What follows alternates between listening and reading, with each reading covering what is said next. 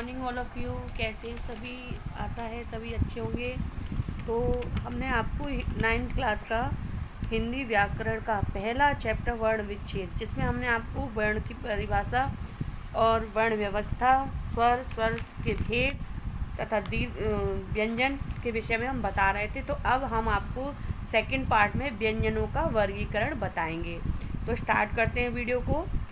तो व्यंजनों का वर्गीकरण उच्चारण की दृष्टि से व्यंजनों को दो प्रकार से बांटा गया है, यानी दो भागों में बांटा गया है।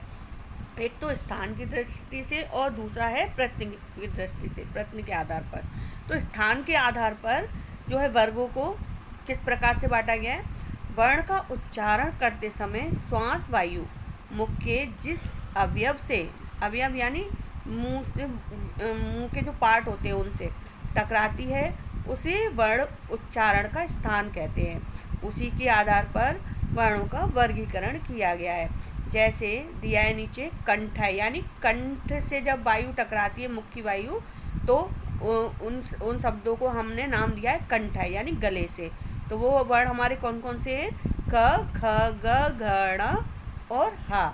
ये हमारे कंठय व्यंजन कहलाते हैं। उसके बाद आता है तालव्य, यानी तालु से टकराकर वायु जब निकलती है तो कौन कौन से वर्ण निकलते हैं?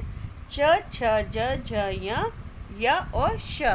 मूर्धन्य कहलाता है तालु तथा मूर्धाभाग, जो है तलवा और जो जीव है उसके मध्य का भाग, वो कहलाता है मूर्धन्य।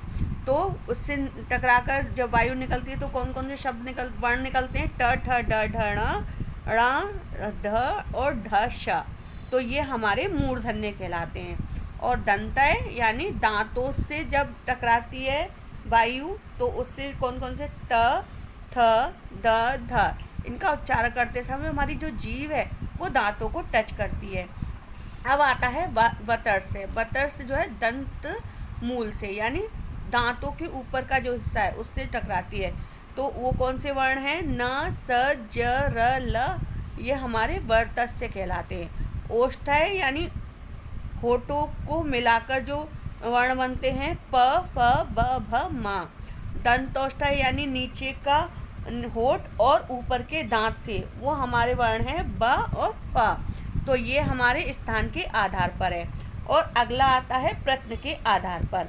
तो वर्णों के उच्चारण में होने वाले यत्न को हम प्रयत्न कहते हैं। यह प्रयत्न 3 प्रकार से किया जाता है, यानी जो हम उसके बोलने में जो प्रयास करते हैं वो 3 प्रकार से करते हैं। एक तो श्वास वायु की मात्रा के रूप में, दूसरा है स्वर तंत्री में कंपन के रूप में, और तीसरा है मुख्य अवयवों द्वारा श्वास के अवरोध के रूप में। तो सबसे पहला है श्वास प्राण। इसमें जो है इसका है श्वास वायु की मात्रा के रूप में जो है, तो सबसे पहला है श्वास। श्वास की मात्रा के आधार पर व्यंजनों को 2 भागों में बांटा गया है। श्वास जो हमारी श्वास है जो कम और ज़्यादा होती है जिन वर्णों के उच्चारण में, उसके आधार पर 2 भागों में बांटा है, अल्प प्राण और महाप्राण। तो सबसे पहले जानेंगे अल्प प्राण के बारे में।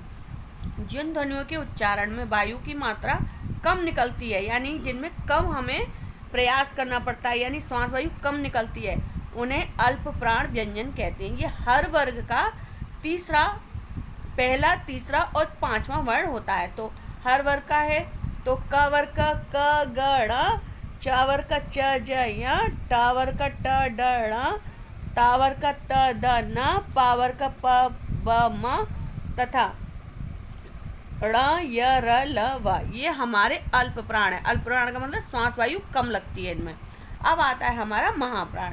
जिन ध्वनियों के उच्चारण में वायु की मात्रा अधिक निकलती है उन्हें महाप्राण व्यंजन कहते हैं। ये हर वर्ग का दूसरा तथा चौथा व्यंजन होता है।